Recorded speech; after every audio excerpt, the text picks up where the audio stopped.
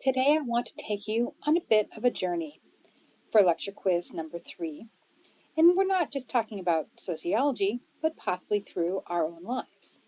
We're going to explore something deeply familiar, yet often taken for granted, family, and how it functions as a social institution. Susan Brown's Families in America helps us understand how families have changed over time, and how they're defined, and why those definitions matter, not just in theory, but in law, policy, and everyday life. As usual, there are more detailed notes in the PowerPoint, which is posted in the module if you'd like to go deeper. Families are the most controversial social institutions in the world.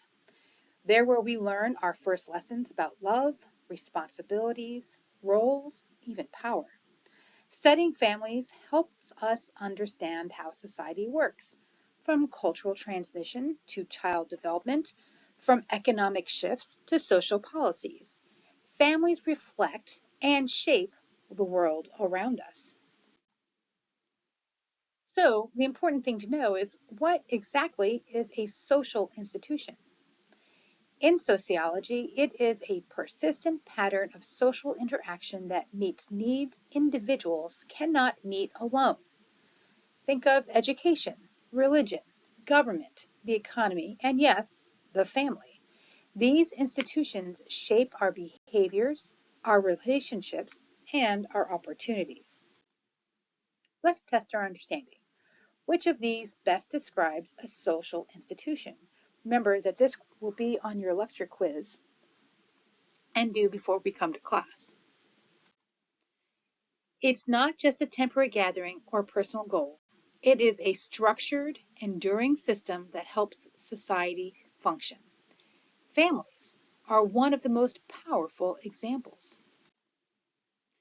One of the family's core functions is reproduction, ensuring the continuation of society through procreation.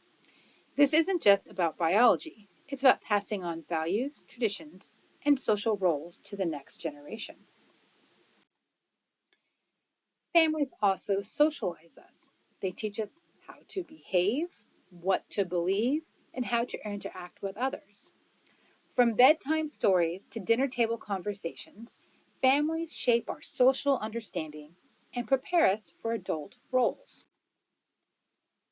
Families provide economic support, including food, shelter, clothing, and care.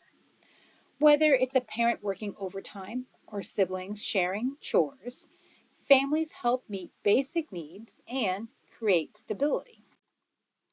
And perhaps most importantly, families offer emotional support.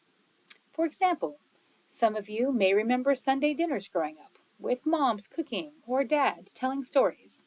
That ritual wasn't just about food, it was about love, connection, and belonging. That's emotional support in action. Let's revisit reproduction. Sociologists say that it's not just a biological function, it's a social one. Families ensure society continues not just through birth, but through nurturing and preparing the next generation. Families have changed dramatically over time. The traditional nuclear family, two married parents and children, was once dominant. But today, we see single-parent households, same-sex couples, blended families, and even chosen families.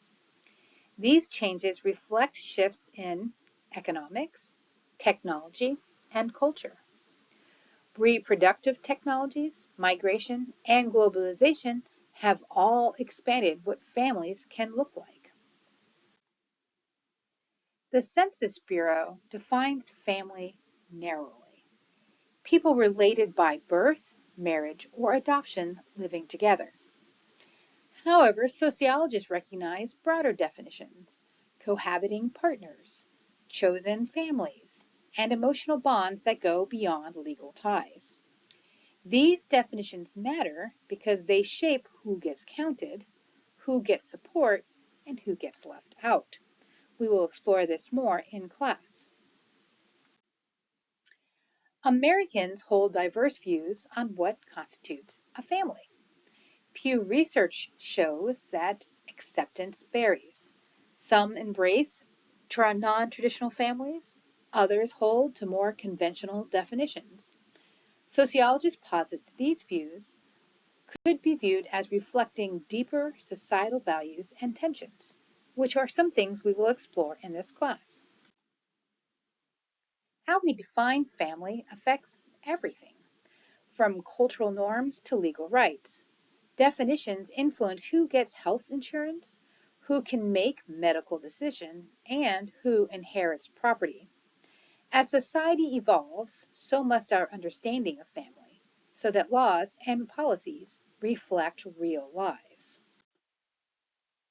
So here's your reflection question. How has your family served as a social institution? Choose one function.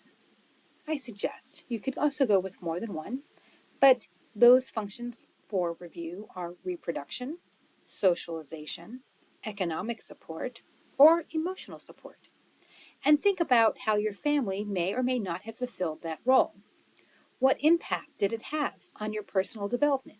Or did it have very little development impact? How about your values, your sense of belonging? After you have considered this, we will talk about this and more things in class. See you then.